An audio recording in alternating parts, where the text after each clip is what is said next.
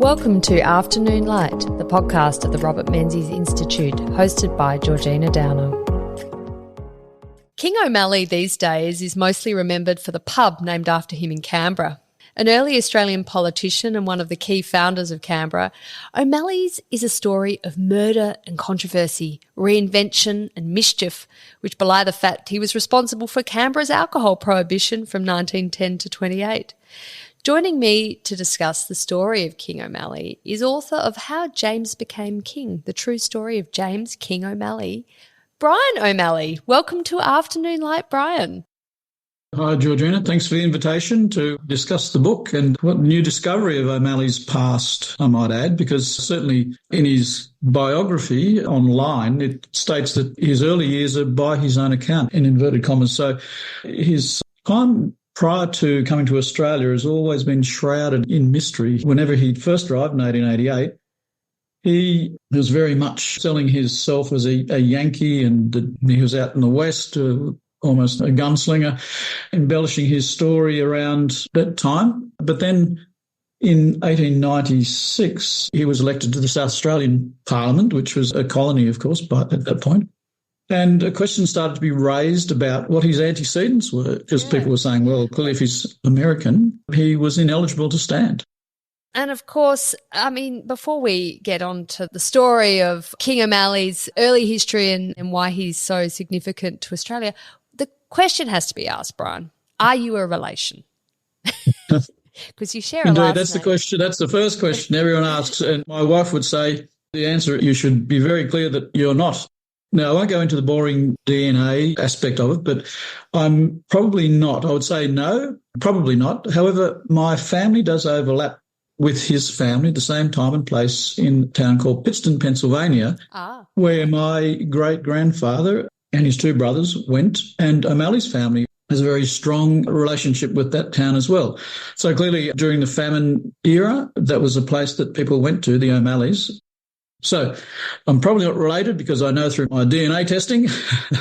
However, the families clearly do overlap. As I mentioned in the book, I've left a little paragraph in there as a kind of a homage to my ancestors.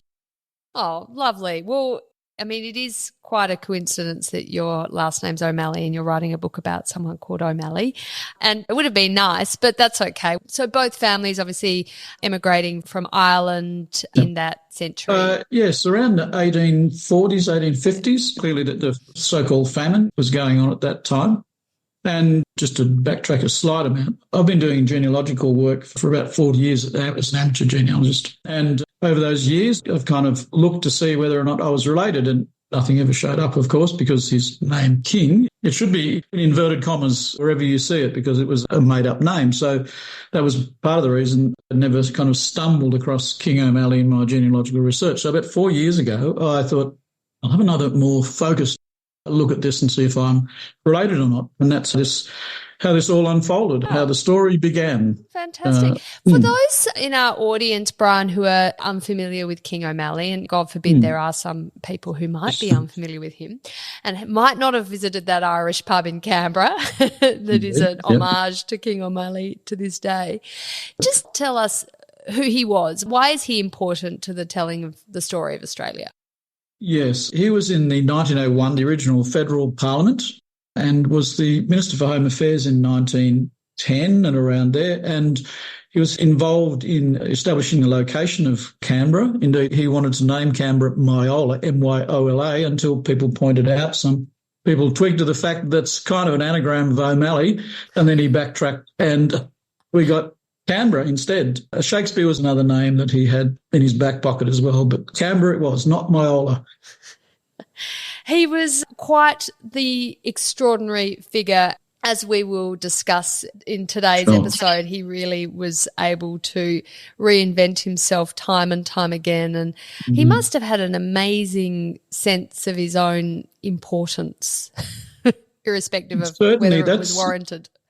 Indeed, yes. I mean, one might use the word grandiosity, and this goes back. In fact, that's one of the ways I was able to trace him through his behaviour. That's one of the characteristics that starts in America and follows through to his time in Kansas. So his behaviour was kind of a beacon almost, a lighthouse to finding him. So the fact that he wanted to call Canberra Myola is no great surprise, actually, it turns out. Yeah, no great surprise, but still, breathtaking in its, yes, indeed, grandiosity. And grandiosity. Yeah.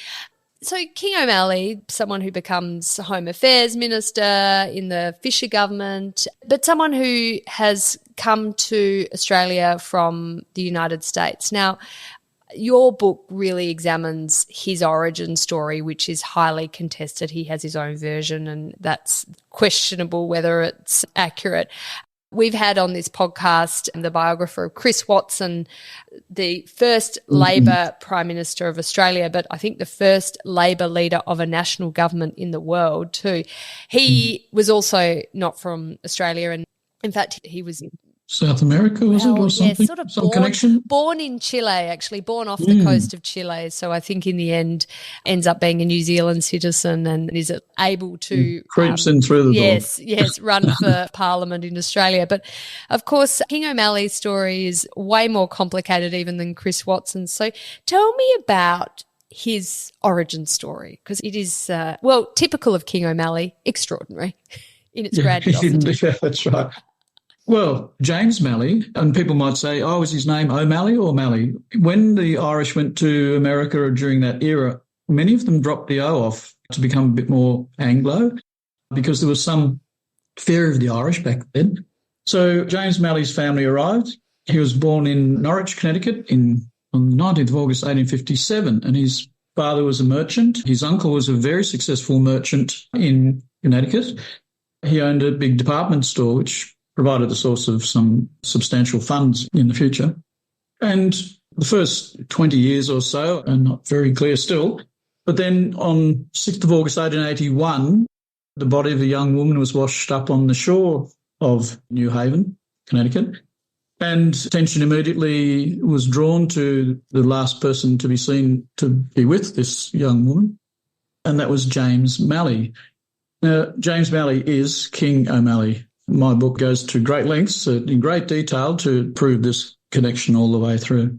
So then there was a trial, an inquest, and then him and his cousin, Walter, and Walter's beau, Blanche Douglas, from New York, from Lizzie Bundy's brothel in New York, was Walter's partner, and she was the chaperone for this young woman, Jennie Cramer.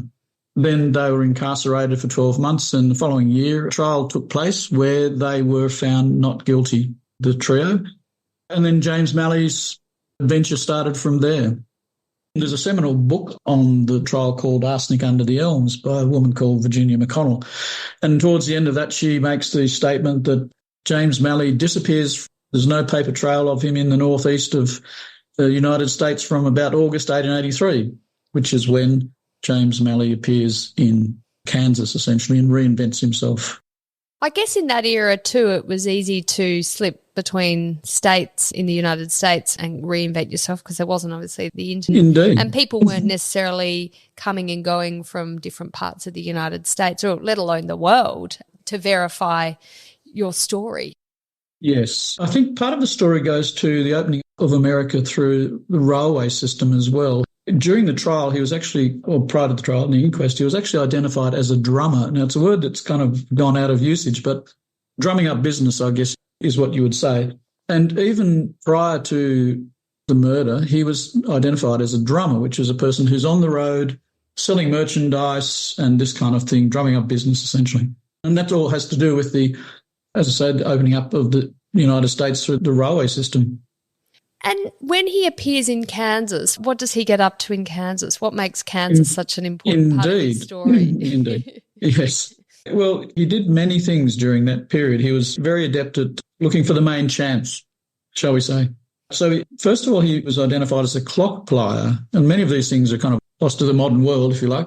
But essentially they were people who got substandard articles and went out to the far-flung reaches of places and sold them at great profit. So that was how he appeared. Then he was a lightning rod peddler, and yet again another kind of questionable profession where they would go out into the back blocks, and they would sell to a farmer a lightning rod. And one saw quoted in a newspaper where the farmer was quoted $15 which then became $1,500 when they asked for payment. So then he moved into insurance sales, and all the while he still had a bent for the theatre. And that's certainly something that comes out in the original trial, that the connection through to his cousin and others was via the theatre. And in fact, there's a scene in the Kansas episode where he meets Schwartz the playwright and introduces himself to Schwartz the playwright and says, I want you to write me a play. I'm James Malley of Jennie Cramer fame, hero of Jennie Cramer fame. And amongst other things, he says, and these are all quotes, I can be a tragedy king when I like. And he's identified himself as James Malley, and he's the tragedy king. And I think that this is probably a precursor for his eventual name. He saw himself as a theatre goer, and he recommends to Schwartz that two of the leading Shakespearean actors of the period should play him in the role. They were touring from overseas. He said Ellen Terry and the other fellow, the male actors had gone out of my head at the moment, but basically he wanted the two leading Shakespearean actors to play the leading roles in the play James Malley, the lightning rod peddler. So certainly grandiosity is, yet again, the word you might use to describe him. So he wasn't hiding the fact who he was. Calling himself a tragedy king, what was the reason he got off for the murder of Jennie Cramer? I mean, did he always claim he was innocent, or was it some sort of technicality? Yes. Yeah, well, I alluded to his uncle, Uncle Edward, who was at the time the big department store, and he had lots of money. And one of the quotes at the time was that witnesses had their mouths covered in greenbacks. So essentially it was seen at the time as being a very big miscarriage of justice. In fact, probably in American history, it's probably one of the more publicised trials and recognised miscarriage of justice. So essentially the three of them got off. There is a scene early on in the trial where Blanche Douglas, Walter's beau, hears Jennie Cramer screaming on the stairs, and James Malley is dragging her up the stairs, and Walter goes out, Walter, his cousin, goes and to calm the situation, and then they retire. Jennie Cramer and James Malley retire for the evening, and that's the last we see of Jennie Cramer, essentially. So the evidence would probably, she had arsenic in her body as well. And as I said, I mentioned Virginia McConnell's book too, if listeners want to investigate more the actual trial. That's a recommended book. So, yes, it was essentially a miscarriage of justice. From looking in, 140 years later, I doubt that James Malley would have got off. I mean, quite extraordinary that he can just move to another state and this is all forgotten, or at least his kind of life as a con artist and Indeed. A way of crafting a story that is believed by people seems to have led him to keep getting away with it. So tell me then, Brian, he starts to develop an interest in politics around this time after the murder trial, and as he's sort of getting into the con artist life, let's be, for want of a better expression. Yeah, well, I suppose he kind of moved into the theatre of politics. Yes, indeed. So Lane, who was vying for president, I believe that around that time, he stumped, being a kind of a stump orator. He would go and speak on behalf of a particular political candidate, and he undertook that a number of occasions, actually. And he started to get a reputation as a stump orator. Was he quite good at it? I mean, was his He was actually, yes, he was. Yes, in spite of the nefarious background that he had in terms of the murder, he clearly was a charismatic person who could hear what the crowd wanted, and he would then provide whatever that thing was in a theatrical kind of, or in a local hall or whatever. And he was a bit indefatigable, I suppose, in terms of travel. Going back to the drumming days, travel was part of the thing. And I've quoted in the book at one point how he was stumping for a particular candidate, and, his calendar for the next week was a different town every day. He would go to a different town, one after the other, and stump for this particular candidate. Although in the Blaine case, one of the newspapers reported that he just returned back to Kansas to his kind of base, but he had retained a doleful souvenir of it, a Blaine celebratory hat or something. So that was all he basically got from it, was the doleful souvenir of a hat from the exercise. So not very lucrative. Blaine didn't get up that time. Although he did, O'Malley does quote later on in life in one of his letters to an acolyte of his, he does quote that he stood for Blaine, and if Blaine had got elected, he would have been ambassador for Chile. This is what King O'Malley and the King O'Malley guys in Australia declares to one of his correspondents. So Blaine, the candidate, what sort of politics was he about? And I guess what sort of politics was O'Malley about? I mean, is it yes, that's a good question, right, actually. Working class, the business, where was he situated on the Yeah, I think, well, he certainly, and I'm not sure if it comes from his Irish background, but certainly he was home rule for Ireland. He came from that background, not surprisingly, of course.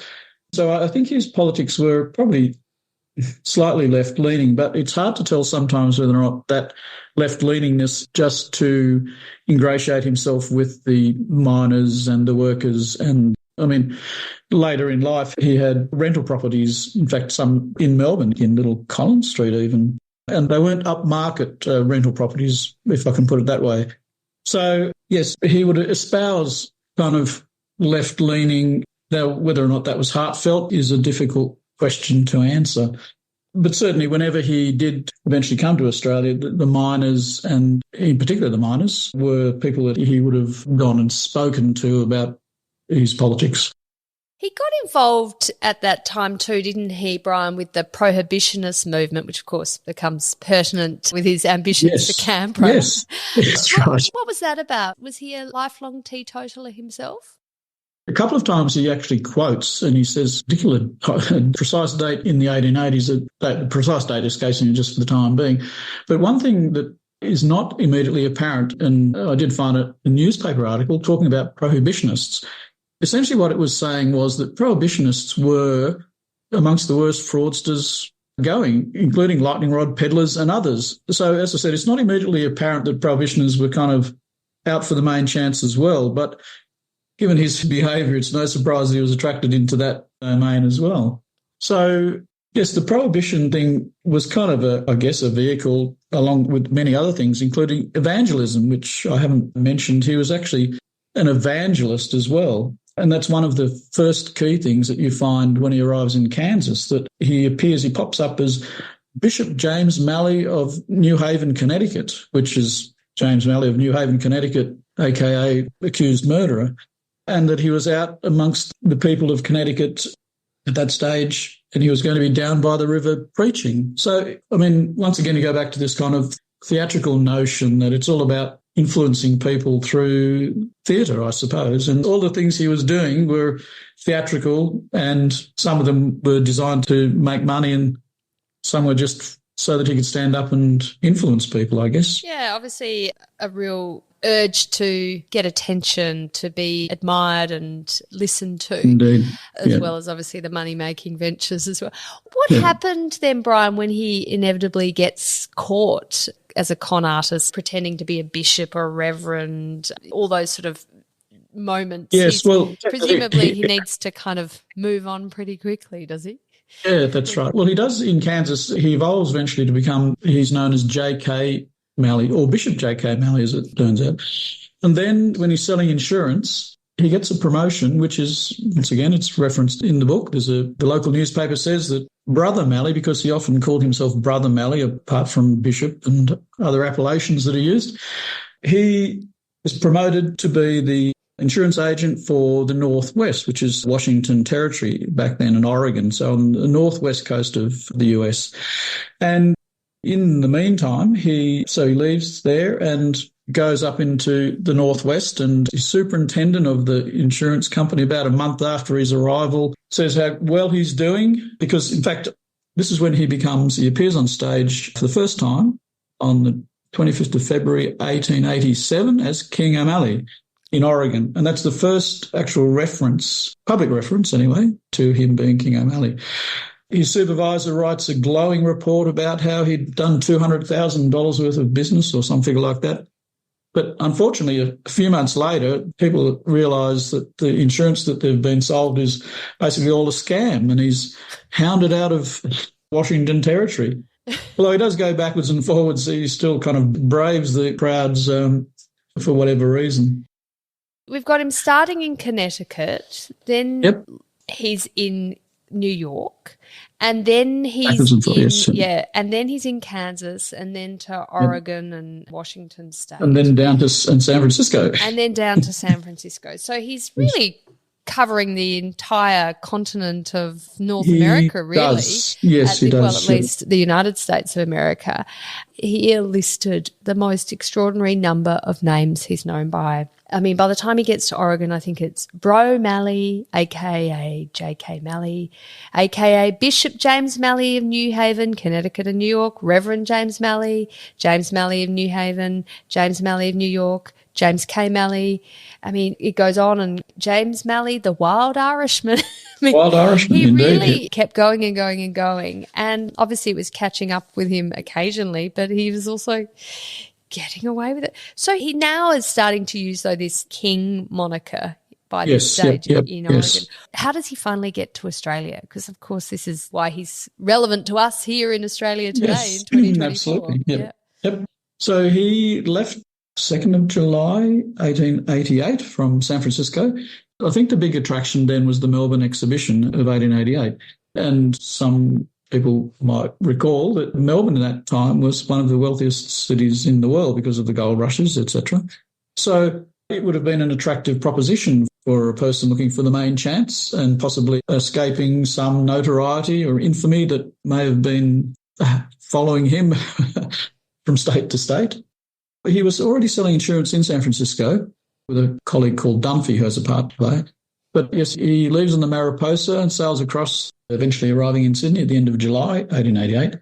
Now, just as a little byplay, during the sailing across the Pacific, he was known as King at one point, but then when he arrived in the newspaper reports from New Zealand to Brisbane, he kind of disappears off, and another character appears called D.C. Kennedy.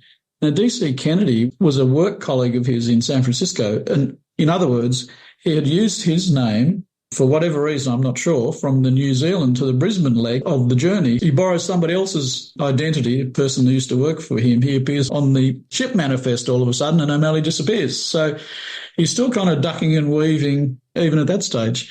But then he arrives in Sydney as King O'Malley. Do we know why he was doing that? I mean, I know there was another potential murder he was involved in of a young woman, Annie Davis, and there was some issues around his insurance fraud kind of catching up with him a bit. Was it fear of being discovered? Yes, I have to say, well, I'm kind of inside his mind, having spent 4 years of researching it, but I don't know why at that point, because certainly prior to that, there are other newspaper reports, because the 4th of July occurred as they were sailing, and he's mentioned there that he was the orator for the day on the ship as part of their celebrations. So he was certainly happy enough to be portrayed as King O'Malley at that point, but then, as I say, one leg, he suddenly borrows his ex-workmate's name and he shows up on the manifest, or at least on the newspaper reports. So then he arrived in July 1888. And this is for the Melbourne exhibition, and there were lots of US merchants who were showcasing their wares at the Melbourne exhibition. It was quite a massive event in 1888. There were lots of them, weren't there, around the world, and of course in Melbourne you have those beautiful Royal Exhibition buildings that were built to house this exhibition. So is he trying to showcase his insurance wares at the Melbourne exhibition? What's he got for sale? Well, actually, he first appears in Melbourne promoting a fire protection, I use the word protection advisedly, a fire protection service where people would pay building owners, storekeepers, and they would pay money and they would ensure that the buildings, if they caught fire, that they would report very quickly to the local fire brigade, etc. And that kind of disappears without trace. Now, there's a little parentheses attached to that, because back in New Haven, where he was from, his uncle had several fires in his own department store. So there was a bit of a template there as well. Anyway, so O'Malley appears in Melbourne selling fire protection.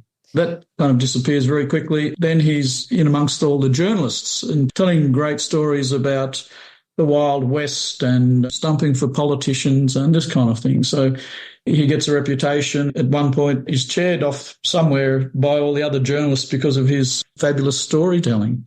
So he starts to get a reputation amongst the journalists, local journalists, that he says that he used to have a newspaper back in Kansas called escapes me anyway. Well, it doesn't matter because we know it wasn't true anyway.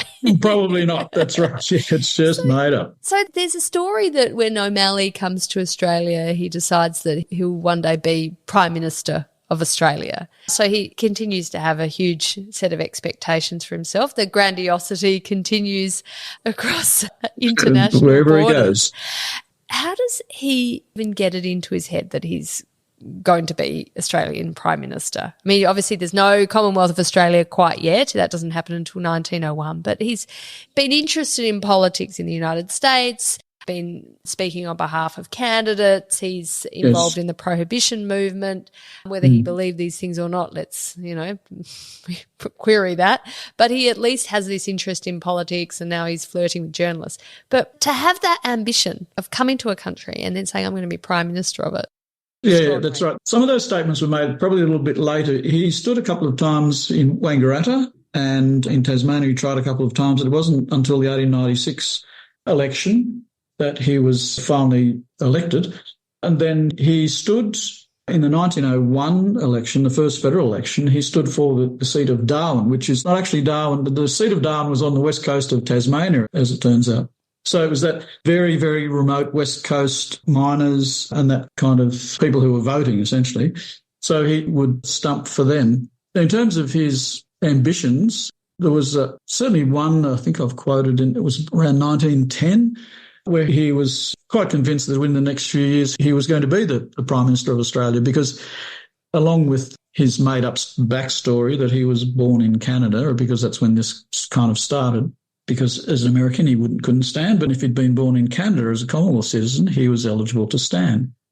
So he basically invented a story that his father was away on the Oregon Trail and his mother was heavily pregnant with him, and she had a sister across the border who had a doctor husband. So very late in the pregnancy, she goes across the border and delivers him in Canada. And that he says he was robbed of the opportunity to be the President of the United States. So he had to cut. Second best, he might as well come to Australia and be the PM here. Yeah. So, I mean, obviously he was cognizant of the Section 44 difficulty that he might otherwise have come up against. And, of course, many Australian politicians in 2018 would come up against that over 100 years later. This story that he's born in Canada and therefore a Commonwealth citizen and therefore eligible to stand for the Australian Parliament. Do people just accept that? They perhaps don't realise that he has this incredible history of con artistry and scamming. They didn't. They certainly didn't. I mean, I guess I'm the person who's put all that stuff together. But back at that point in 1896, because one of his platforms was to remove barmaids from pubs, and the Licensed Victuallers Association of the South Australian colony were very, very hot on his heels about the whole thing. So they tracked down a guy called Dunphy, who I alluded to a little while ago at the outset. So they wrote to this colleague of O'Malley's and said, can you tell us about him? So Mr. Dunphy dutifully writes back saying, yes, I've known him for ages. He's an upstanding citizen. He was a great worker. He was born in Canada, blah, blah, blah. So that was then kind of not quite put to rest, but it was certainly sufficient at that point in time to kind of hose down the immediate fire that was blazing around him. Well, I guess... But it never went away, though. Yes. I mean, in the 19th century, early 20th century, that was probably all you could do to verify people's stories if you weren't going to go and find birth certificates yourselves in various states of other countries that would require enormous amounts of resources, no doubt. Yeah, sure. Yeah, but as I said, Dunphy was an ex-work colleague of his from way back, right from the very beginning when he was still James Malley, as it turns out, in 1883. And perhaps was a beneficiary of some nice little contributions to his bank balance. Possibly. I wouldn't be surprised. We can speculate, Brian.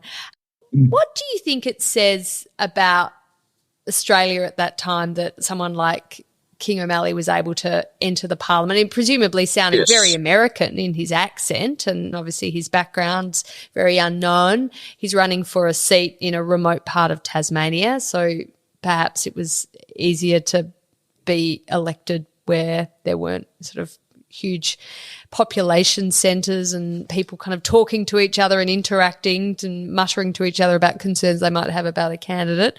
He could charm the crowds as he interacted with them with his oratory and his charisma, but he was able to get away with it. And what do you think it says about Australia at that time that he was? Yes, that's an interesting question because, well, I've described him as a comet sweeping across the sleepy skies, colonial skies.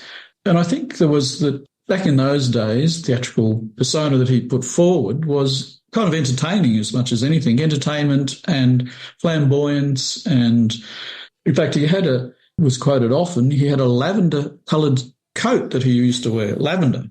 And he wore that around with a big kind of Stetson hat.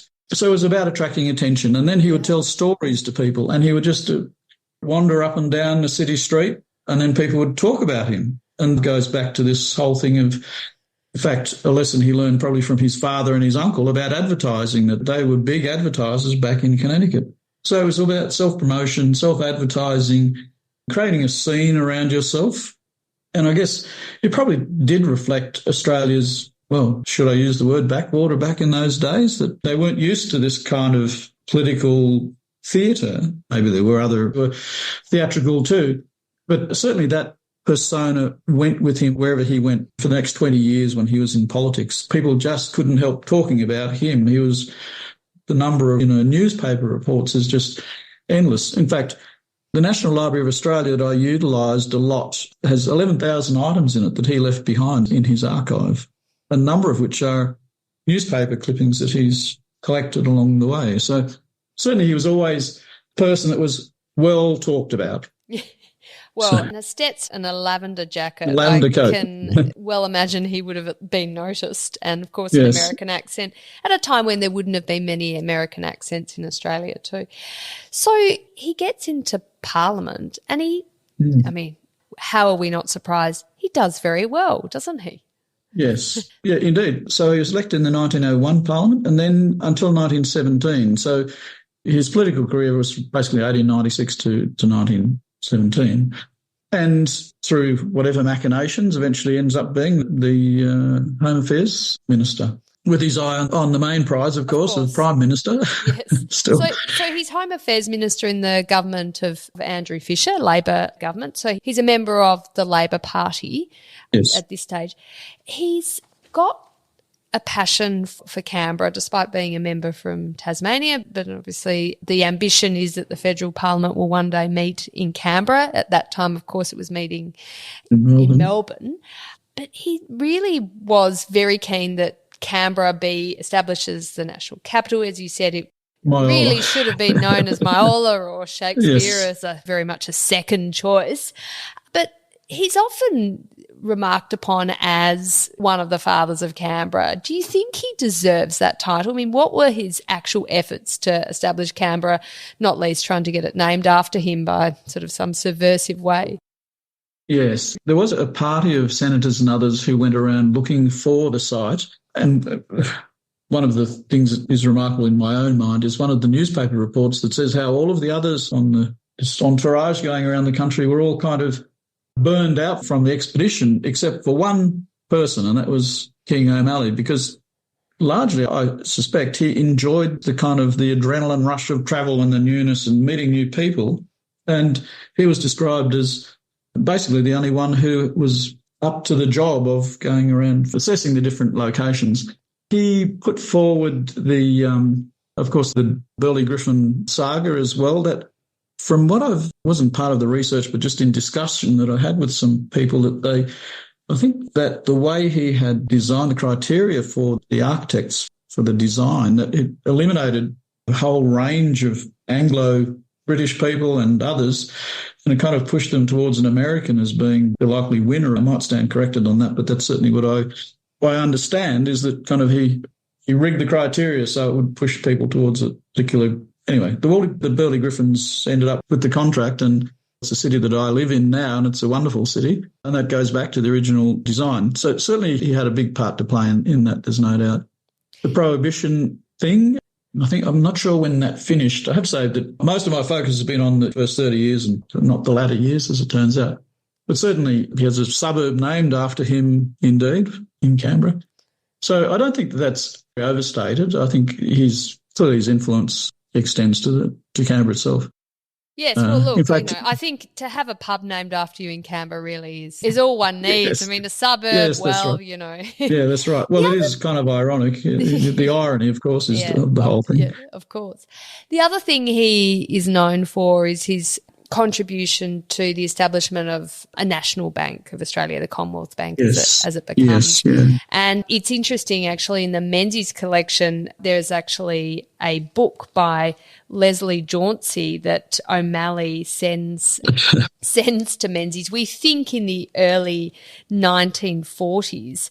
And he's inscribed, it's called Australia's Government Bank, and the book is basically making the case for a National Bank of Australia. And while King O'Malley, of course, by this stage is well out of politics, and Robert Menzies is well in politics, he says Brother Menzies, Great War Prime Minister, is in his inscription. So he's giving a sense that he's... Brother Menzies. Yes. Well, he's always trying to get that next chance, seeing if he can get some influence. But tell me about why he was so taken with this idea of a national bank for Australia and his relationship with Leslie Jauncey. Yes. Jauncey, well, a significant amount of correspondence between the two of them, which I've quoted in the book about, well, many aspects, some including proofs of his links back to New Haven and the fact that he is James Malley. Jauncey, who he called Tovarish Jauncey, he was one of his acolytes, and he basically promulgated the booklet around many people. And I think it's, I suppose in 1917, from 1917 till his death in 1953, I guess there was a bit of deprivation that he wanted to be in the limelight still. So he pushed the book out to many people. I think his original idea for the bank was more of a kind of a reserve bank. Historians might correct me on this, I don't know, but the impression I had from reading the other biographies, of which there's 3 or 4, depending, one was a re-edition, he had an idea that I think the bank would be more a reserve bank stroke people's bank, but then the final model was more of just an established bank. I think he had in mind that it would have been a reserve bank dispensing currency, that kind of thing, because he had seen clearly from America, and he often quoted American figures about banks and this kind of thing and how banks can collapse and blah, blah, blah. So I think the model was not as radical in a sense. I mean, there's no doubt that he was a highly intelligent man and could see things, notwithstanding his kind of notoriety and some of the other moral questions about his behaviours. There's no doubt that he was highly intelligent. And I think that he had looked at banks in America and seen how they operated there, and that his idea of so one bank for the people and also for currency creation as well was where he would have been aiming, and then he would have perceived that the final version was a bit of a watered-down measure. He also, as far as I recall, was very heavily involved in trying to establish an east-west railway line as well. So some of those things, I guess, in a way, are American ideas that he's digested and tried to establish. So certainly he had a part to play in the early years of the Federation, for sure. Well, it's interesting to note on this, as we conclude this discussion, Brian, that with O'Malley's death in 1953, that was the passing of the last surviving member of the first federal parliament, elected in 1901. So he actually outlives Billy Hughes, and obviously only having himself 16 years in the parliament, and Billy Hughes had more than that. But at least he was sort of the kind of changing of the guard as he died for the next generation of political leaders like Robert Menzies. But it is an incredible story of its breathtaking audaciousness and his sense of grandiosity. And look, he got away with it till his dying days. So thank you so much for bringing this story to life and sharing it with me and our audience on Afternoon Light, Brian. You're welcome, Georgina. Thank you. That's it for this week's episode of Afternoon Light, the podcast of the Robert Menzies Institute. Please make sure to subscribe and catch up on our latest online content on our website or on Twitter, LinkedIn or Facebook.